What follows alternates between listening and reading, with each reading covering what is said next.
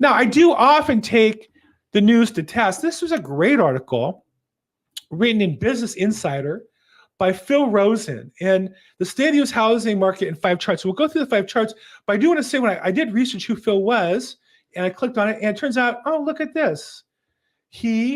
Where is it here? Master Science at the University of Southern California. Fight on, he's a fellow Trojan. So no wonder now I don't know he's particularly experienced in real estate, but he did some research, and I think he came up with what I think are really 5 charts that do give us great perspective. And since it's the end of the year or the beginning of the new year, let's take a look at them because I do think it will help us understand where the market is. First chart, affordability index.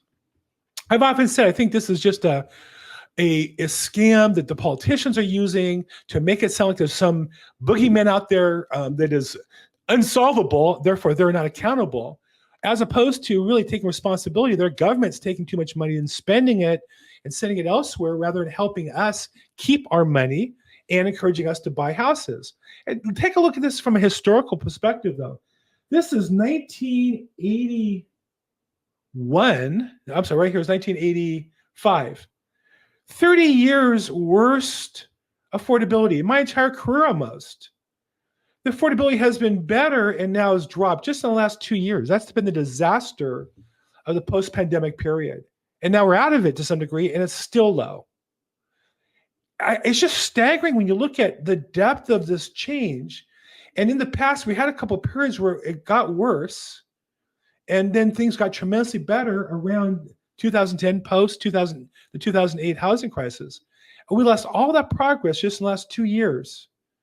And with no real hope, or I don't even think attention to solve the problem, because you can talk about housing affordability, but it really gets down to an individual. Their ability to make money, their ability to save money, and their ability to keep money. That's what we don't talk about. We hide behind the term housing affordability. But look at the actual statistic. Second, take a look at the difference of interest rates between the current rates that are held by homeowners and the market rates. And when you lay it out on a curve, the last time it was this dramatically different was like in the 1970s. So this is a historic anomaly where homeowners can't have a much lower rate than what's available to buy a new house, therefore they're not likely to sell. And I remember these years, this is when I got in the business in 86, how bad the market was, how few sales there were. And I think that as long as this condition exists where we're at now, that number's not going to change of sales dramatically. Look how long it took for that to resolve. Here it was about a, 10-year period, 8-year period. And we're just a year or 2 into it. So this could last for another 6 years easily. And also notice part of the solution was to raise rates from the 8s until almost 12, 11%. Which means that, if you're going to have to raise rates 3% more than they are now to help close that gap. So when you look at a long-term perspective, this anomaly of interest rates isn't something that's going to change tomorrow in all likelihood based on history. It could be 7, 8 years more of this anomaly where there's very lower sales. And part of the solution might be inevitably raising of interest rates, which would be harmful for almost everybody in the market other than wealthy and investors. Another graph he put on was the stock performance of home builders versus the standard stock market. And what you can see is that home builders are having a tremendous time right now. Where they can build houses, people want to buy houses. So a big part of the problem, like here in California, when I started my career, there were so many new home builders all over Southern California. And we've stopped. We still have plenty of land. We have plenty of empty land. But as a state, we've decided we don't want to build new communities. We want people infill and more density. We want people renting and living in high rises. And as a result, here in California, there's no building. In Texas, Florida, Arizona, Nevada, there's building. And you can see there's demand for new homes. Tremendous. In fact, there's another chart that he has. Let me see if I have it here next. Yeah. New versus existing home sales. And what you see is the existing home sales have plummeted way more than the new homes. The new homes demand is still staying there to some degree. Why? Because I think this is more geographically driven. There is an economic effect of the economy. But you can see throughout history, they've pretty much been aligned. There was a separation where resales exceeded tremendously.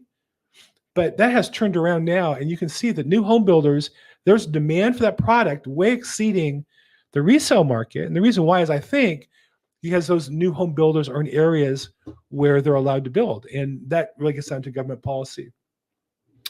And then the last chart he had, I thought was excellent, was the multifamily serious delinquency rate. And you can see that these numbers have last been seen in the housing crash. These are multifamily apartment buildings and delinquencies. And what happens now is you have people who bought multifamily buildings, and they wanted to improve them. So they got a bridge loan, or they bought it with like a 5-year loan. They're going to improve it. And now it's time to refinance that loan, and the rates have jumped up, and they can't afford to do it. And this is what drove Grant Cardone, one of my coaches and investment teachers, to say this is the opportunity of a lifetime for small investors, because now you don't have to buy the whole building. You can go in with other investors as a limited partner and buy a small portion. I've done this myself in Florida and Texas, and they're doing really well. But this is a number that, the graph has gone up. It might continue to go up, but it really portends, I think, tremendous pain in the investment world of multifamily. And where there's pain, there's opportunity for investors to take advantage of it. So again, I think there's really some good perspective on the real estate market going back over a period of time. So at the end of the day, what should you do? Well, it depends on what you're looking to do. If I can help you, if you're looking to buy or sell, let's get a plan together that works for you and helps you get the results you want. I'm Bill Gross. I'm on social media at Bill Gross Probate, or call, text, or email me. If you like this video, please like it. Watch the next one in the series if you want. And as always, make today your best day ever. Thanks so much.